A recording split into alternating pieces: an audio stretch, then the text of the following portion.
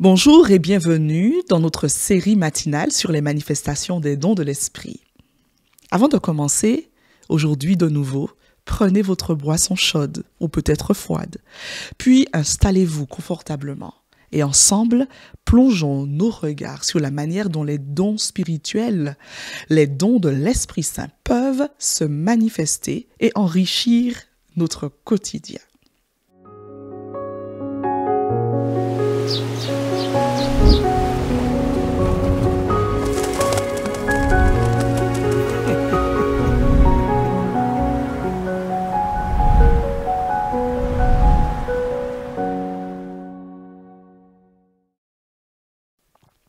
Vous est-il déjà arrivé de recevoir une révélation précise de Dieu sur votre vie ou celle de quelqu'un sans l'avoir obtenue par une source humaine? Vous appelez cela sans doute une intuition. Et s'il s'agissait d'une révélation de Dieu? Considérez avec moi le texte de 1 Corinthiens 12, le verset 8b.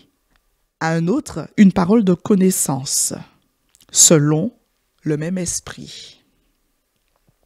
Qu'est-ce que le don de connaissance ou qu'est-ce qu'une parole de connaissance? Pour mieux le comprendre, examinons ensemble l'histoire d'Élisée dans 2 Rois 6, versets 8 à 12. Le roi de la Syrie était en guerre contre Israël et discutait de ses plans stratégiques avec ses conseillers. Cependant, chaque fois qu'il préparait une attaque, le roi d'Israël était informé à l'avance et déjouait ses plans. Le roi de Syrie soupçonnait une trahison parmi ses conseillers, mais l'un d'eux lui expliqua que c'était le prophète Élisée qui révélait au roi d'Israël les paroles qu'il prononçait même dans sa chambre à coucher. Élisée, par la révélation divine, connaissait les plans secrets du roi de Syrie et les communiquait au roi d'Israël, permettant ainsi à Israël de se préparer et de se défendre efficacement.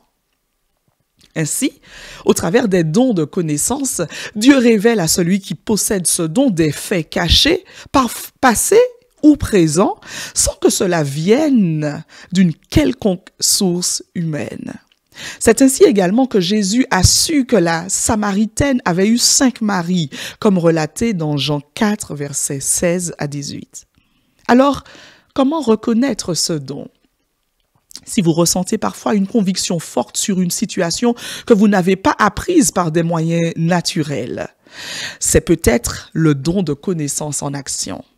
Il est souvent utilisé pour dénoncer des péchés cachés ou encourager un frère avec des paroles précises et révélatrices. Ce don de Dieu n'a pas pour objectif de mépriser qui que ce soit.